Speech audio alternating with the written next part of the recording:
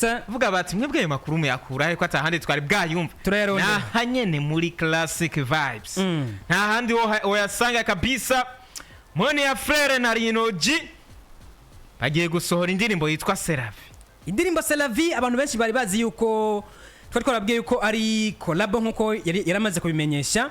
Biravugwa yuko indirimbo isohoka mu ndwi canke mu ndwiza, ariko twagira tubabwire yuko aya ari amakuru aba amaze kugera hanze, aho ubona ko byamaze kuba bimenyekana. Mbega gukorana na Monia Fleur indirimbo Rino G yoba yatagetinze iki, ubona hari umusaruro runaka bishobora kuzozana? Mbega hari umusaruro bizozana bundi bantu bumve yuko hari haheze igihe kinini tubona Monia Fleur na Rino G bari kumwe, okay, bagendana kabisa, tukiyumvira tuti mbega Monia Fleur na Rino G barakundana, okay, ubona yuko nimba bariko barategura indirimbo hari haheze igihe kinini, okay, abantu benshi bagumye bavuga bati Monia Fleur na Rino G nimba ari urukundo ntibabitubwire tubone yamuteye ivi, tubone yagiye bagiye muri eta civile yamugeze kuko yamuteye ivi utera ivi kwa kundi gufukama, ariko sha Rino G so yavuze ngo nta ufukamira ngo nta legend agira iki afukama kabisa. Ariko ubona yuko atari byo byabaye, ubona yuko twagumye tubona yuko mengana ubugenzi busanzwe, ariko no munsi hageze aho tubona yuko Rino G na Monia Fleur bagiye gusohora indirimbo, aho umuntu aca yibaza ati mbega ni indirimbo imwe bagomba basohorane canke bakoze album ko haheze igihe kinini mvuga yuko Rino G na Monia Fleur ari abantu bamenyeranye cyane. Iyi ndirimbo baranayisohokeye intara, bava mu ntara imwe baja mu yindi kugira ngo bayikore. Twitege iki kuri indirimbo? Twitege iki kuri indirimbo? Twitege yuko ari indirimbo izoba irimwe ubwanditsi bukomeye, ari indirimbo izoba irimwo novuga amajambo akaze, kuko ari indirimbo ubona yuko bitondeye cyane. Nimba ari imwe ni indirimbo bitondeye cyane, nimba ari nyinshi bazoba bafashe umwanya munini wo gutegura, ariko ni Rino G na Monia Fleur bamenyeranye cyane. Nibizo gutangaze tubonye Rino G na Monia Fleur haje nk'umukire canke haje nk'umumanager akavuga ati Rino G na Monia Fleur ndabashira muri management team, okay, abashire mu nzu imwe canke muri lebo imwe bagende bakorana. Ivyo ntituzotangara tubibonye kubera iki Rino G na Monia Fleur ubona yuko twana babonye bagenda hariya mu kibira bakanararayo, undi umwe naca yibaza ati mumaze kugenda nyene ahantu nk'ariya mukararayo, sigura yuko mwamaze kwiyumvanamwo. Ariko ntibarayo bonyene bari kumwe n'abakurikirana ibikorwa byabo, ari kumwe n'abakurikirana ibikorwa byabo, ariko nyene hari umwanya wabona yuko bajya bakurikirana ibikorwa byabo, donc warababona timu yose ukanababona no kwifoto imwe, okay, ariko umuntu aca yibaza ati behind camera ari karafotora twari tumuhatse. Behind the camera haba hari abafotora ariko bashobora kutabagaragaza, ariko two kitega yuko ari indirimbo izo bari nziza, na cyane ko bose arabanditsi beza b'indirimbo. Umwe n'umwanditsi ari kumwe ntiyandika nkuko bikunda kuvugwa. Biravuga yuko Monia Fleur indirimbo nyinshi akora rondera abanditsi beza bakamufasha kugira ngo ashobore gukora igikorwa kimeze neza. Nayo Rino G we baravuga yuko ari umuririmbyi akaba n'umwanditsi byose bifatanye, ariko kwandikirwa navuga yuko ugiruvuga ko atari kibazo, nanjye sinavuze ko ari kibazo. Ni ikintu kimeze neza, si kibazo kuko ugiye kuraba hari abaririmbyi benshi bagiye bandikirwa. No guhakarorero umuririmbyi Celine Dion afise album yose yandikiwe,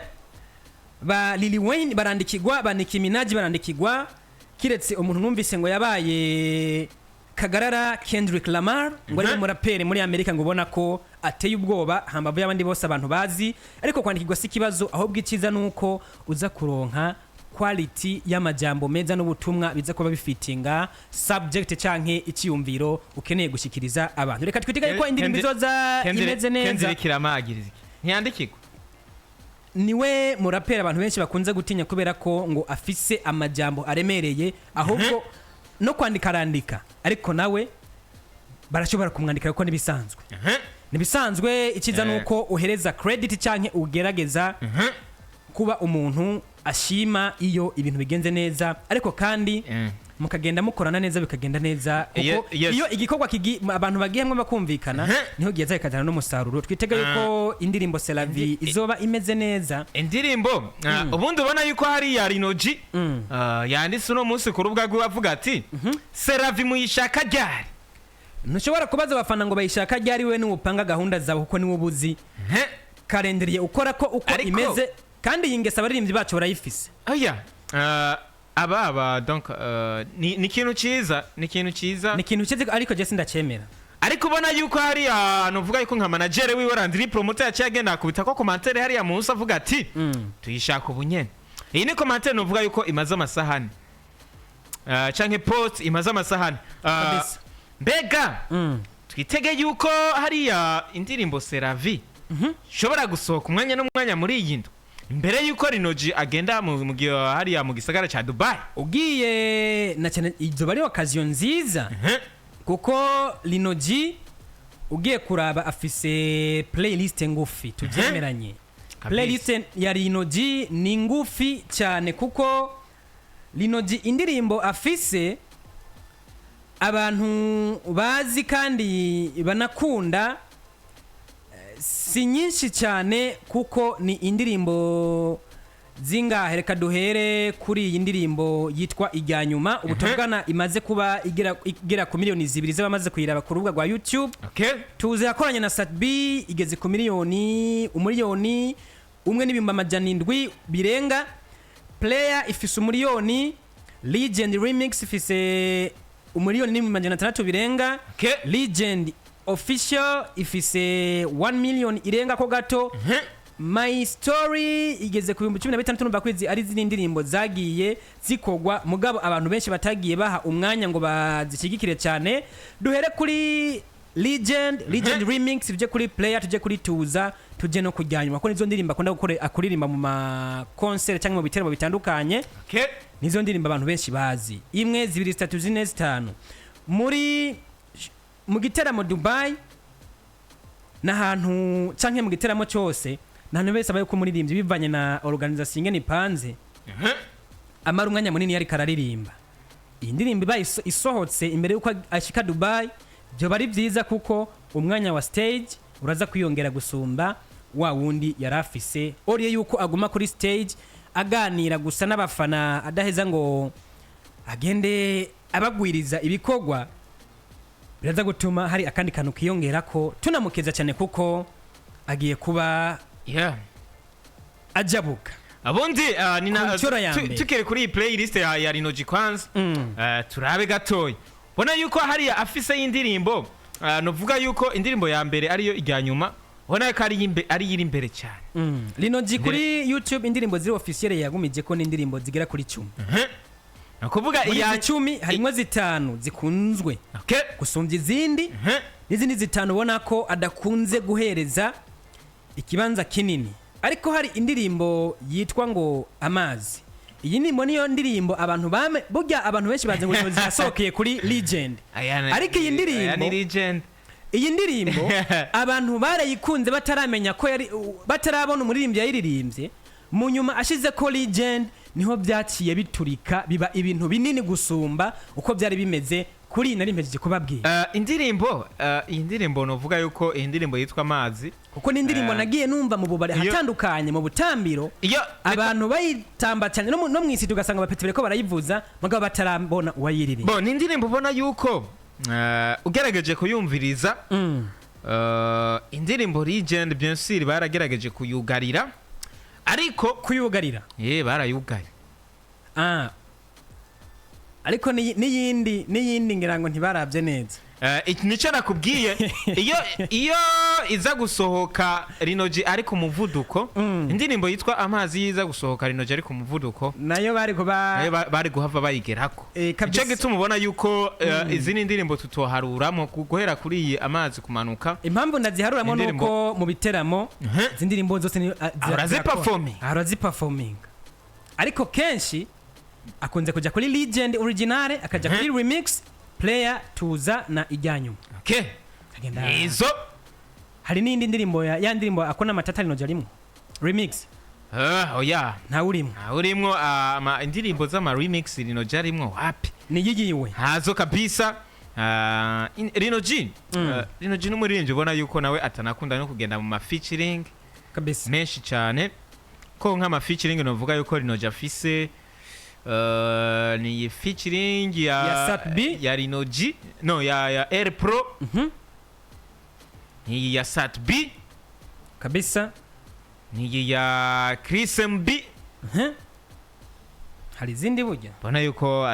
donc hariho n'izindi yasohoye mu nyuma ariza ari kumwe na ba Endomike hariyo nabonye ari kumwe na ari kumwe na Ines Rager kabisa kumwe na Epidei Winner bona yuko ari indirimbo kabisa Linoji n'umuririmbyi adakunda kugenda mu ma remix cyangwa mu ma collab ubundi muririmbyi no kubwira abantu batari bazi yuko atakorabo nimwe afise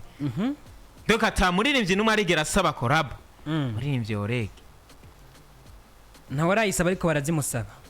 warazi ko Oreg atamuririmbyi n'umwe arigera asaba collab ngaha mu Burundi ashobora kuba arayisabye akazibura bakazimwima batazimwima urakina n'abantu wewe oya kabisa ubundi nyene biba bifise iyi nzindi siguro kandi nawe nyene afise ukuntu abisigura havuga ati je donne les cadeaux pour les je ne Père Noël ona kare kakunda kuvuga ati je ndi Père Noël je donne les cadeaux pour les enfants cyo gituma ubona yuko nkunda gukorana amakorabo n'abaririmbyi bakiri hasi kugira ndabaduze ubwo rero nakomeza atanga amakado kumbore tuzoraba iyo ibintu biherera Bona Drizzy ariko nawe rego ubona yuko avuga ati vuba cyane ndagaruka ibintu bigende neza ubona ko MB Brian yari yavuze ati ndabaramukije ni Brice mu kinama shaka mundu amakuru ya Oreg kabisa ubona avuga ati bejeje no kumuca ndi Père Noël kabisa je donne les cadeaux ndatanga amakado kabisa muririmbyi muto cyane ubona yuko yifuza korabo naze dukorane dukora ibiharuro maze dukore kabisa bakore kabisa ibintu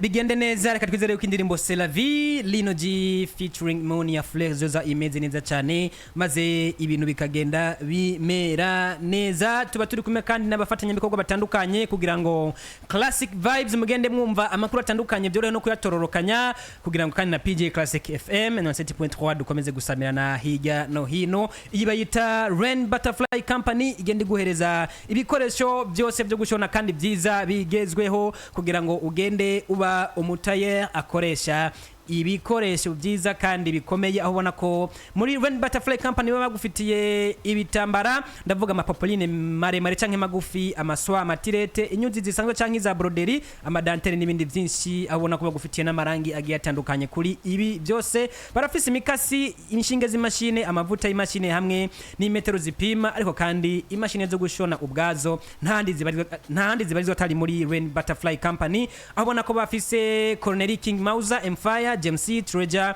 Broderie Singer 20U iza sirifiraje zimwe nini zitwa Baby Lock canke ntoya zitwa Overlock iza mazigzag machine ordinaire zo Butterfly na Singer nazo ziba zihari ikiza cyaho baba gufitiye pièce de rechange imashini yabigize akabazo ucuyeze ukarepara akabazo gato tekinike gaca kava mu nzira imirimo yawe igakomeza ukuri kwamye aho rero ubona ko ari ikintu kiza cyane kuko uri ahatandukanye mu gihugu hagati urashobora kuriha ukoresheje uburyo bwa mobile money ndavuga uri koresheje telefone yawe cyangwa bagaguha nimero do konti ukashirako amafaranga ibyo waguze bagaca babikurungikira hifashishijwe imodoka zunguruza abantu n'ibintu ariko kandi uri hafi ya hano mu gisagara cya Bujumbura nyarukira mu gisagara cya Bujumbura neza na neza kuri Avenue de la Mission muri munyubakwa ya Two Star Shop Mall ikibanza G ubusa gatatu canke G03 ariko urashobora no gufata agatelefone kawe kakora kuri 68 ubusa 4 267 canke 71 25 90 maze ukaba umwe mu batayire bakoresha ibikoresho byiza kandi bikomeye Bona Drizzy tukiri kwa Linoji ubu naho ari kumwe na Kiriku ku nshuro ya mbere kuri Linoji Kiriku wewe amaze kuba azigiramo inshuro nyinshi Linoji agiye kujyana na Kiriku hanze y'igihugu yurira indege agiye gukora akazi k'umuziki aho benshi bavuga yuko umuziki utariha abandi bariko baragenda babibyaza umusaruro byamaze kuba byemezwa kuko manager hariya Landry promoter niwe manager wa Linoji barabizi yamaze kuba ashyira hanze afishe yayirekeje amajambo avuga ngo iki ya ubona ko hariya na Linoji yamaze kuyipostinga ubundi dutanguriye ku majambo aha turahera kuri manager kuko niwe afata ijambo rya nyuma tangurira kuri manager we niwe afata ijambo rya nyuma kugira ngo umuririmbyi ashobore kuba agenda yaje mu minsi heze ntibyari bwemezwe twari twababwiye ariko yuko bigiye kuba bijya habona icyo nkundira abahinga bo muri PJ Classic FM ibintu byose babiri ku murongo abantu muri kuri Facebook mwanze ko mubona afishe uko imeze Bwana Drizzy ni Victoria Club aho bona ko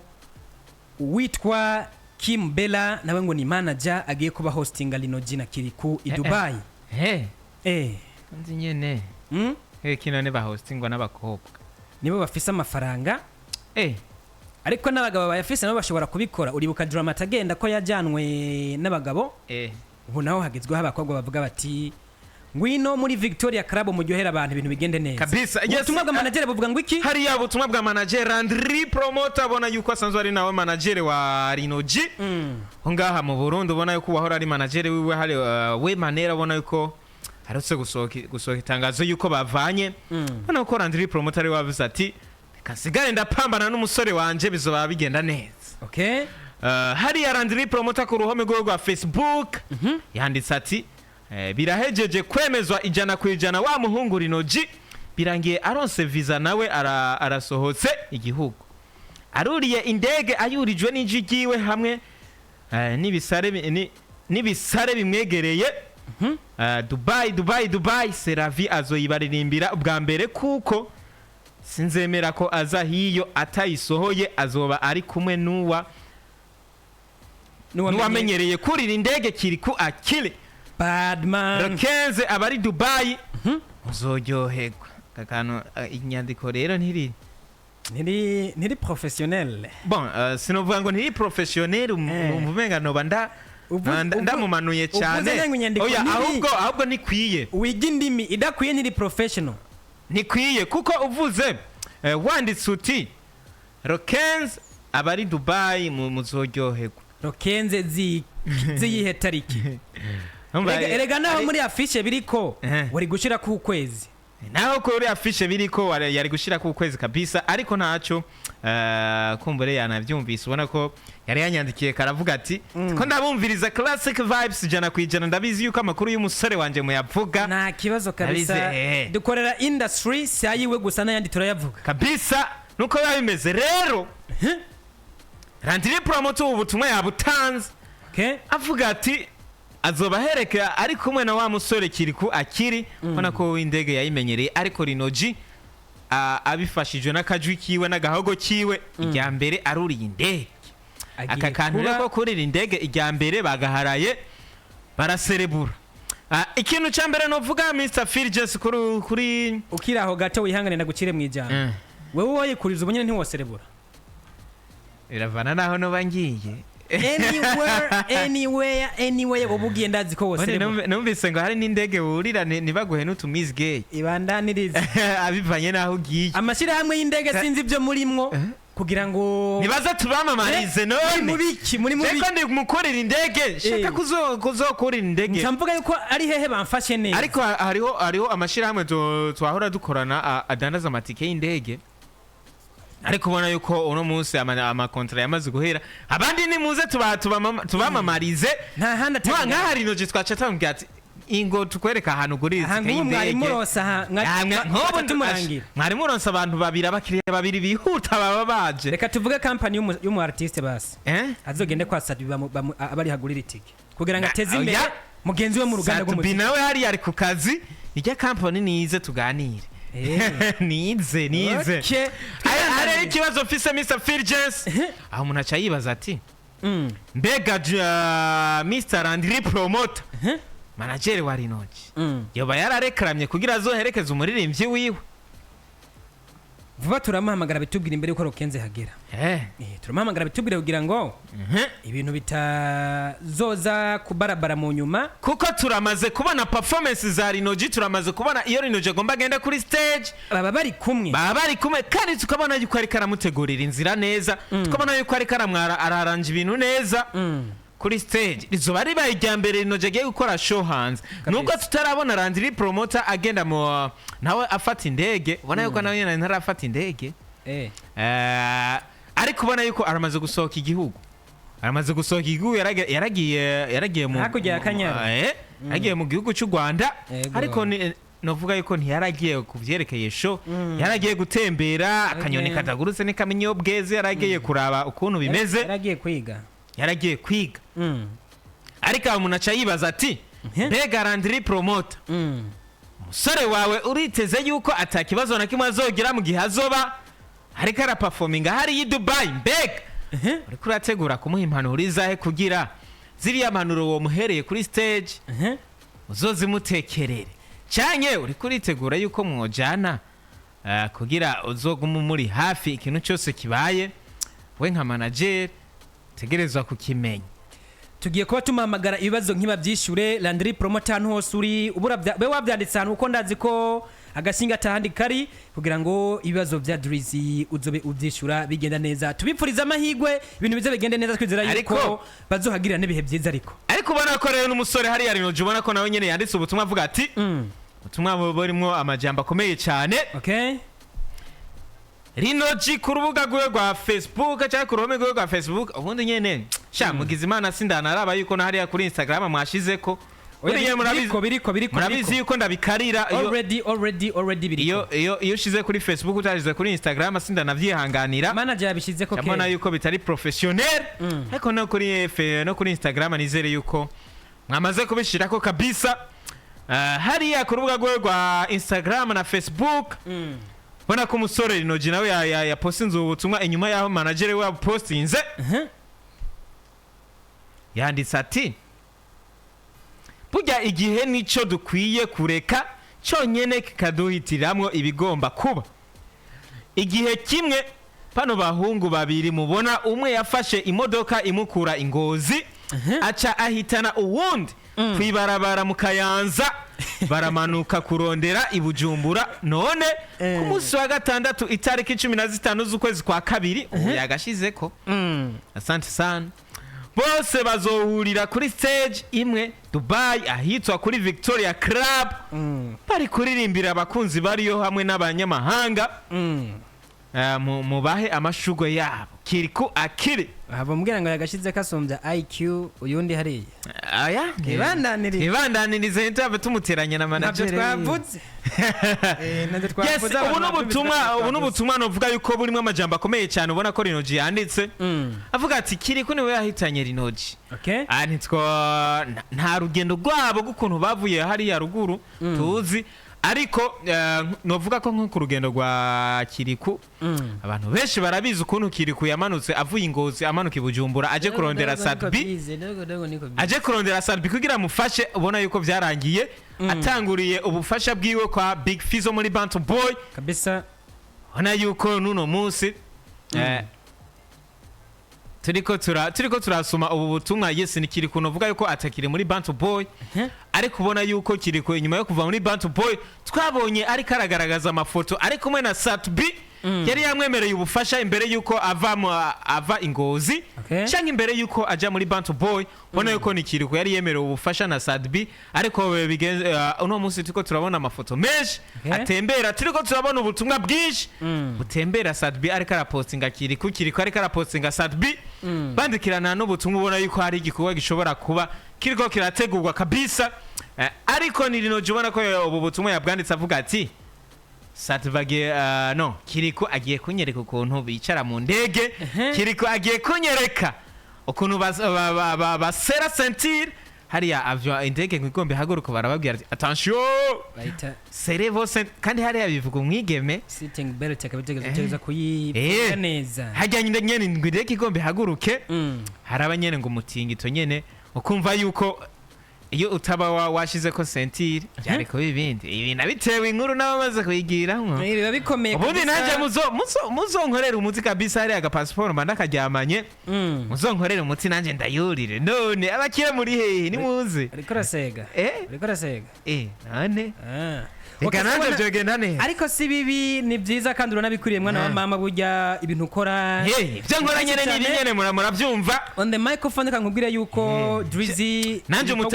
umutahe n'agahogo kanje ibikorwa byawe bifise insiguro niniya kandi bifise n'icyo bimariye industry tugatubwira abantu rero bari Dubai ndazi yuko muri ko muradukurikira namwe ahitwa GSS Palace Hotel M-Flow niho igiteramo kizobera Deira Banias Square muri United Arab Emirates ibintu bize bigende neza hazoba ari igihe cy'isaha 5 z'umugoroba 11 PM niho muzoheza mu vibing n'abasore bavuye mu Burundi ndavuga Lino G na Kiriku Akili baze babahe umunezero udasanzwe Lokens February canke igenekezo rya 15 kwezi kwa kabiri muze mugende mu bacigikire maze ibintu bigenda neza benshi muri ko turiko turikazanira gano duze tubane hariya ariko mwebwe nimwe muzofata ya mbere kwinjira nama faranga 50 yama aed VIP ni ijana niho muzoheza mukagenda kubana nabo mbe hajya ubundi rindira gato akantu mbonye nuko Kiriku ubwo Kiriku nasho page yiwe nishobora kuba yagize ikibazo kuko ubu butumwa canke iyi post Kiriku Akili nawe ahejeje kuyipostinga ku rubuga rwe rwa Instagram ariko ubona ko kuri Facebook yiwe atabiriko niwo mugenza afise kenshi postinga Insta imbere ya Facebook hari na post usanga ashize kuri Instagram kuri Facebook atazishizeko ariko ubona ko na Instagram ari iriko posting heyi